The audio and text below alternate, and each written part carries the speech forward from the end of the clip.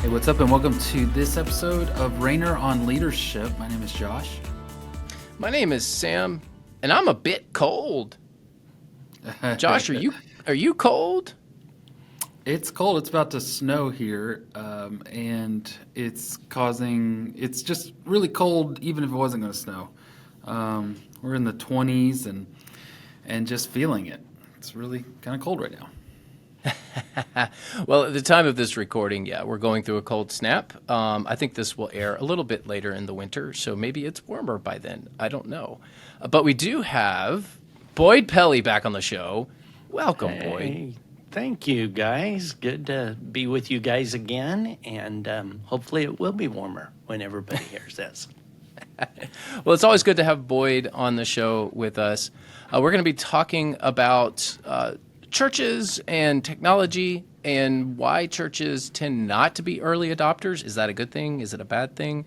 We'll get to that here in just a moment. But before we do, I want to thank our sponsor, Southern Seminary in Louisville, Kentucky. You got to say it properly, Louisville, Kentucky. I know that because I went to high school in Louisville. I also went to Southern to get my master's. I got my Master of Missiology, Master of Arts in Missiology. Had a great time there. But what they're offering is a new PhD program, a fully online PhD program. So you can get the Doctor of Philosophy and Christian Studies at Southern. I would encourage you to go check it out. This is an attainable degree. And I know some of you who have your master's or are about to finish your master's are looking for what's next. This is a great answer to what's next. So, join this long line of history at Southern Seminary. It goes all the way back to 1892. Check out the fully online PhD program, and it's the Doctor of Philosophy and Christian Studies. Link in the show notes, or you can just go to sbts.edu. But if you do that, we don't get credit. So click on the link in the show notes. That way they know that we sent you. But regardless of how you end up at Southern, we just hope you go there. So thank you, Southern Seminary, for sponsoring the show. Yeah. All right, Boyd. I think this is a long-standing issue with churches, and it's one that's fairly well known. Churches are not early adopters to technology. Churches tend to be behind the times. I almost want to say that's by design of what the church is. But is it a good thing? Is it a bad thing? We're going to talk about that. But just let's start with the why. Let me ask you why. This is your world. I mean, I live in it. co-founded Churchteams. You do technology. Yeah. And thank you for being another sponsor of our show. I want to just point sure. that out. Without Boyd, we couldn't do what we do, and we love having him on. But why? Yeah. Why the lag?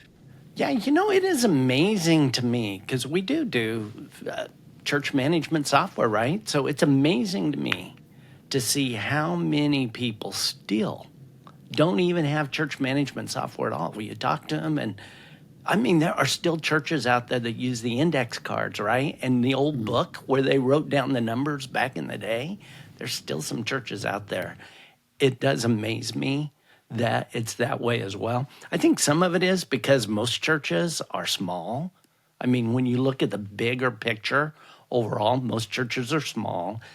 And also, I think most pastors tend to be focused more on preaching, on things like caring, more responding type of needs in their church, especially if you're the solo guy or you don't have enough help or staff.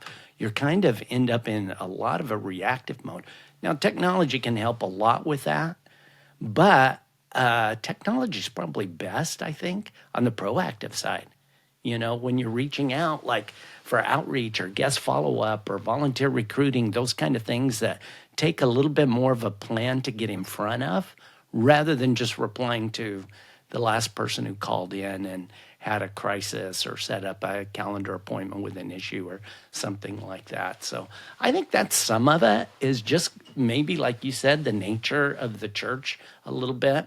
A lot of pastors are older, right? I mean, you guys have the stats all the time to see the average age of a pastor, but a lot of them are, so they've never really done it that way. Sometimes they're fearful of it. They don't want to spend money on it. The deacons and elders don't want to spend money. I mean, you guys are a new generation of folks who can't even imagine that it was like that, that people are like that. And I think that's some of the reason. As you guys are coming along, churches are expecting it. The more millennial pastors take that leadership role, churches are going to be expecting it. So they're going to come along because that's just how you do life, right, is with technology. What do you guys think? I think you make a really good point. Churches are smaller, pastors tend to be older, and just demographics. So you're just talking demographics right there. That right there is probably the two biggest reasons why. And I'm glad you brought that up because it's just reality. Older people tend not to be early adopters of technology. And when I get older, whenever that is, I'm not there yet. I'm middle age. No, you're not. I'm middle age. Whenever I get to old age, I'll probably lag behind too. So that's a really good point. And yeah, churches are smaller, so they can't afford to, quote unquote, make mistakes on technology. They got to wait for something to be well established to know that it works. They can't just throw money at technologies just because it's new, because most churches don't have the funds for that. So two really good points. I want to push into something though. You mentioned being proactive rather than reactive. So and with like guest follow up. So I know you guys do things like project management. So talk a little bit about how Churchteams helps really churches of all sizes push into that. Hey, we're going to be proactive with technology, not reactive. Yeah, that's an interesting thing. Yeah, I think a lot of it is the idea of having a set plan for what are we going to do to follow up a guest or to do outreach. You know, what are we going to do the first time that somebody connects with us? Or how are we even going to connect with them? I mean, I remember days before people did connection cards and information cards at churches, even to get the information, the data, if you will, to be able to follow up with them. So I think it's got to start with some real intentionality on both the outreach as well as the assimilation when people do come, that we have the information and the data. Sometimes we stop right there too. So either there's not a plan to capture it, so we have a big event, a big outreach event, but we have no way of getting any follow-up information from people to follow them up.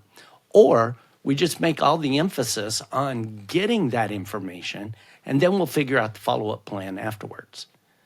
If you do that, then you're already behind the eight ball in terms of really following, because you're already moved on to the next thing. You've done the event. It's far better as part of planning for an event or planning for following up new people to already have a plan fully in place, ready to roll out, so nobody has to think, nobody has to develop that email template to follow up and say thanks for coming, or the text that invites them to the next thing, or the link to another resource that might support whatever the event was. Whatever it is like that, to follow up, that really has to be part of the process really up front. So you're proactively anticipating people coming in at whatever level, what are their needs, and then we have the resources already created, the email, the text, other resources like that to follow up with them. That takes a lot of work and a lot of intentionality. This reminds me of a conversation where I think demographics is in play here, but I was online and in a social media group for a Bible study software. There was a discussion about why we would need to subscribe to this Bible study software. And really what it broke down to was there was a number of people who thought the Bible study software was essentially a digital bookshelf. It just held your books. And they were missing the idea that it's not just holding your books, it's what you can do with the information. So I think sometimes churches lag behind in technology, especially in this church management software, because in their minds, this is nothing more than a digital version of the catalog card or the card catalog or a spiral The church notebook. directory. It's just Yeah. the church directory. Directory. Yeah. It's the church directory And- online.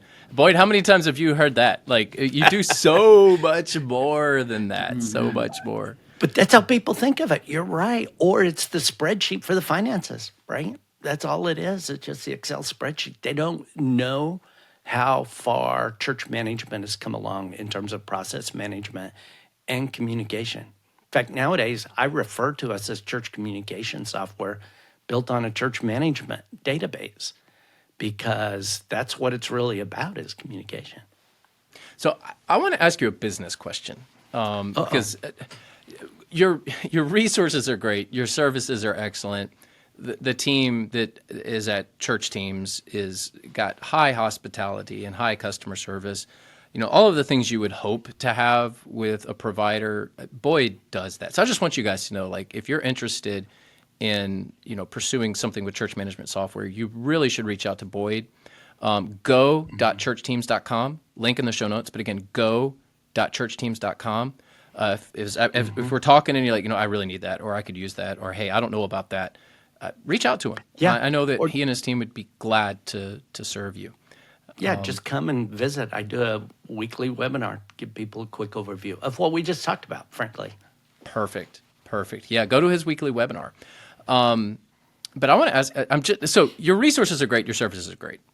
I want to ask you about your business, though, because I find this absolutely fascinating. It's not something we do at Church Answers. That's part of the reason we partner with you, is because this is just not part of our offering, nor is there any plans for us to ever do this, because we just don't have the knowledge to do it. It's not our wheelhouse, but it is yours. So how do you balance being this cutting-edge company? Because if somebody said, is Churchteams like the cutting-edge, first-to-market kind of company? I'd say, yeah, they are.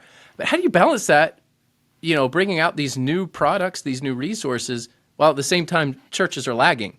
So tell me from a business perspective how you manage that. Dude, it drives me crazy. Just to be honest, Sam, because, there are some really cool churches out there that are very innovative, right? That want the cutting edge things in terms of all the technology, whether it's website or texting or all kinds of things like that. So you want to build the software around that. And plus, we're technology geeks. We love being innovative. That's one of our core values right up front. So you're building towards that. And a lot of people, or the majority of folks, aren't even thinking about that. Or they're just not even up to speed with what's already there, right? Sometimes what I've realized is people can become overwhelmed by the possibilities within technology and end up with technology paralysis, if that's really a word. And especially as church management's evolved and developed, I would say in the last 5 to 10 years, there's been a lot of that because there's so many opportunities or different things out there. So what we do is we want to help them focus, right? We want to help them zero in and what are the real problems that you want to solve up front. Now, sometimes there are problems that people don't even realize software can help them solve. So occasionally you have to, as a result of that, ask some questions to find out, what are some other areas that you have, or to kind of point them, maybe to show them what the possibility with texting. And this is one of the reasons we invested so heavily in texting, is because of this paralysis, knowing that most people have adopted texting. It is probably the most used technology tool that people have out there. It's just not that unfamiliar, even from the older generations, because they want to stay in touch with their kids and all of that. So to be able to use texting in a way, we just want to make it simple. But you have to get over kind of that mindset to start with. So what that takes on our side is be patient with them, offer onboarding, encourage the teams that are together, like within a church or in the context of a church, to encourage each other, help them build a time where they're talking about what they're learning so that there's a learning environment even within the church, whatever those leaders are, where they're not afraid to talk about technology and how they're using it, trying to help that church to be able to do it there. So that's what we try to do on the late adopter side, always having support, other resources. Different people learn different ways. Some people love a knowledge base with a lot of written stuff. Other people prefer videos. Others want to make a phone call and set up an appointment. So you do all of that. From a business standpoint, you got to be able to provide all of those things. And then just stand on the cutting edge. At the same time you're doing that, you're learning with your users. You're seeing new things, hearing new things. You're hearing the sales pitches that they get from all our competitors and people who haven't done, you're hearing about those sales pitches and you're hearing those products and all of that. And you have to evaluate because frankly, not all of those are good. Some of them are going to go away. They're just going to disappear. So that's part of the cutting edge thing is being discerning and giving it a little bit of time to do that. So. Great point. Josh and I used to be the kings of Google Plus. And Josh literally was the king. Like, well, that's his last name. But Josh, do you remember those days of Google Plus? Yeah, I do. I still think it was a superior social media, but it doesn't matter if it's superior if nobody uses it. So it went away. It did. And, that is funny. That is funny. But that's that's your point, Boyd. Is yeah, it is. Just because it's brand new and at the forefront, it may not be adopted widely enough to make business sense. And as soon as you adopt it, it's gone. And that's where I really appreciate Churchteams is somehow, some way you guys find that balance of, making sure that you bring on the latest technology, but at the same time, not overwhelming everybody. I tried a few years ago to utilize a project management software system called Teamwork. And and honestly, it's a great product for like engineers that have 5,000 employees. Implementing it at the church was a nightmare because there was just too much there. It had everything. It literally had everything. But because it had everything, my team just couldn't use it. It was, as you said, technology paralysis. And so Churchteams somehow gets that integrated ease of use, first to market, cutting edge balance. I don't know how you do it, but you somehow managed to do it. So good work. Well, and I wouldn't even say always on the first to market things, just to be honest on that one. Sometimes we don't want to be first to market on certain things. And I can tell you different major features in church management that we intentionally weren't first to market on because we weren't sure. And we're glad on some of those. Now, there have been some that we were the first to market on and kind of set the standard and figured out. And some of those didn't hit as well as we may have thought or hoped. Some of them have become adopted throughout the whole industry. So let's talk to our pastors for a moment. Let's say there's a pastor out there that's listening, and this pastor is, I'm, pretty up to speed on technology, but the church is not. So how do you guide a pastor who is pretty technologically savvy, but a church that's not? What would you say to that pastor? Yeah, I would say to them to look at what people are doing, because I think there are certain things. Again, this is why we invested in texting, because I get that asking people to download something and to create a username and password's a challenge, but that's the cool thing about texting. When they send a text in, that's what does all that hard work, because it validates them because of the phone number when it hits the database. That's what I love about it. It's just so simple to use. So I'd say that. I think the other really good place to start is with a good website. Thinking about having a good website that's sort of the hub of everything technology and communication in the life of the church. Gives people an opportunity with online giving. I can't tell you how many folks coming from that low technology side are more interested, I'm glad we started doing this a year ago, are more interested in developing a really nice website that's easy to use, for them to use, the staff to use to keep up to date with online giving. They're more interested in that even than the church management software up front. So that would be a good place to start. If you got churches listening and others that their whole web presence is Facebook, that's going to be tough for people to find them. And it's going to be tough next step. So I would do the website. We can help with that now. We've spent a couple of years working on figuring out what the best in the market was for that and got a great solution on that. Also, What else? Do more with technology. I think thinking about things like integrity. When I say integrity as technology, I mean two different things on that. I mean financial integrity, first of all. Now, most churches will have a little bit on that, but often not a whole lot.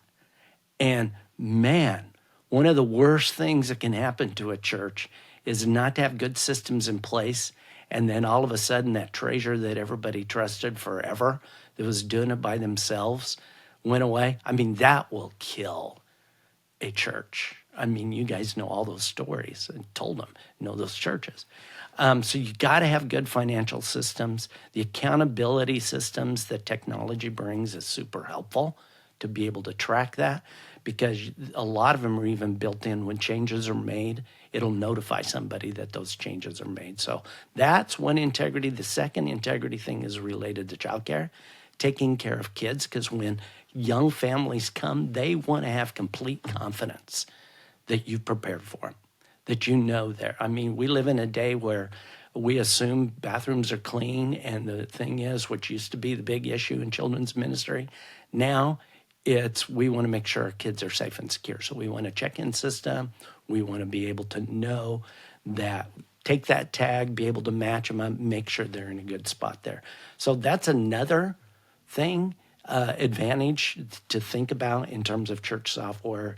Even small churches that don't have a whole lot of people, that's a good thing. And so it's nice to do that. And then, of course, Wi-Fi for the church. I think most churches on the technology side are thinking about Wi-Fi, see all of that.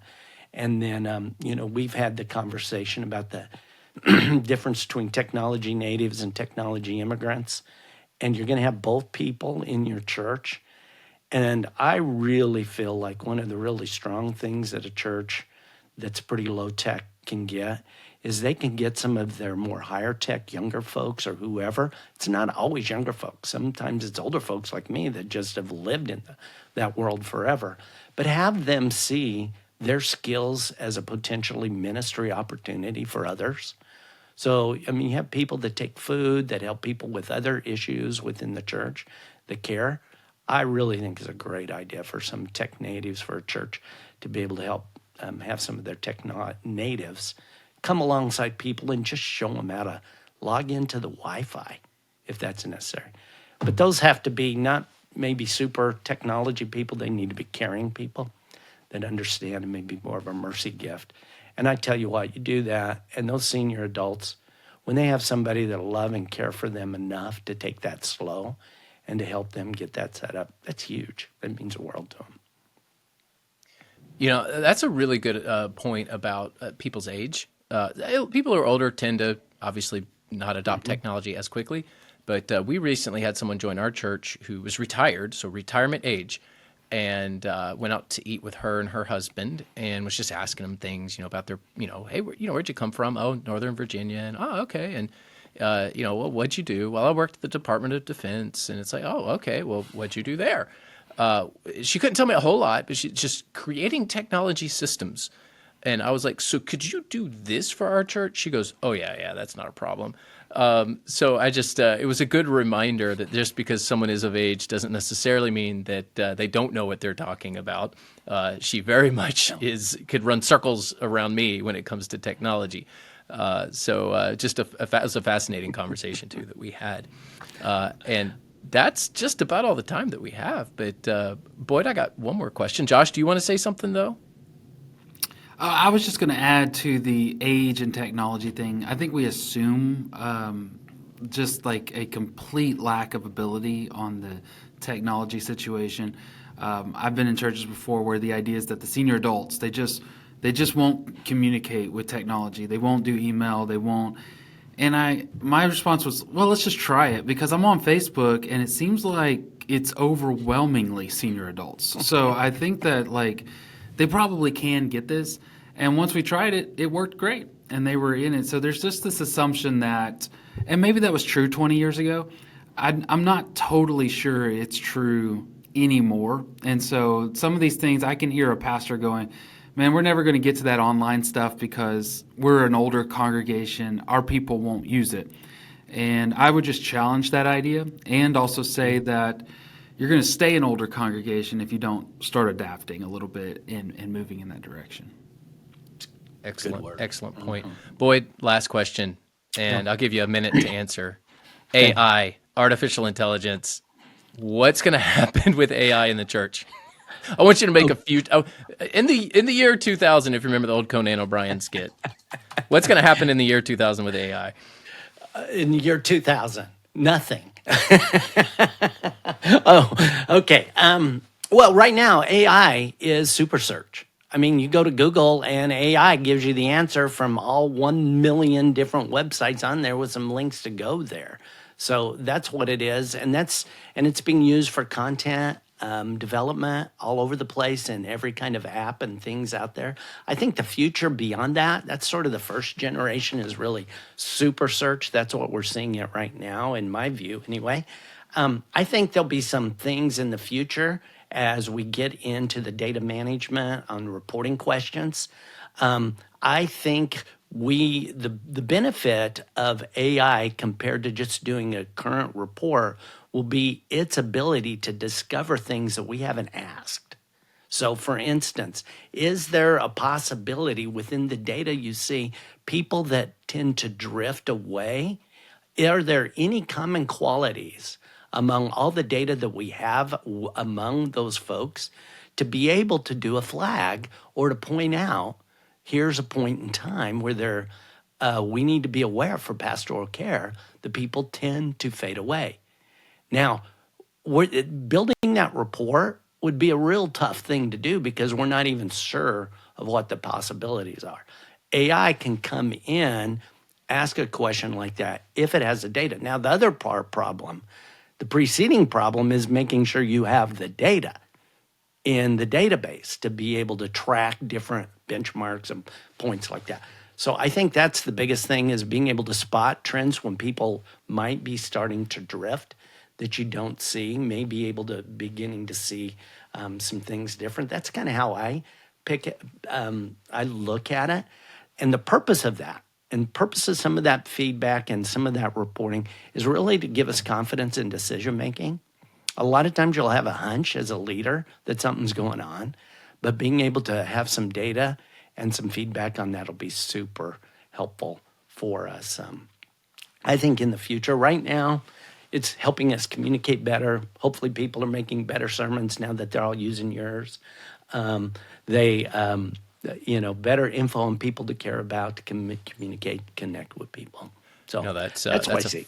Yeah. Fascinating point. You sit down Monday morning, AI, who should I call today? Who might be fading? I don't know how I feel about that.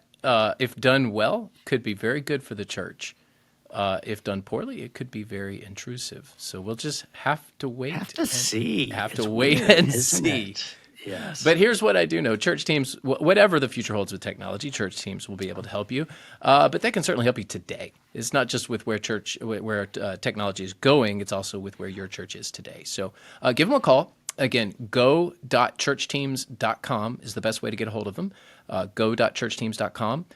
Boyd is obviously extremely knowledgeable about software, technology, the church. He loves the church. His team loves the church. That's why we have him on the show, is because we want to put him out there so that you guys know where to go if you have technology needs. We're certainly grateful for his sponsorship as well. And we've got another episode coming up very soon. So we will see you in the next episode. Thanks, guys. Good to see you. Next week.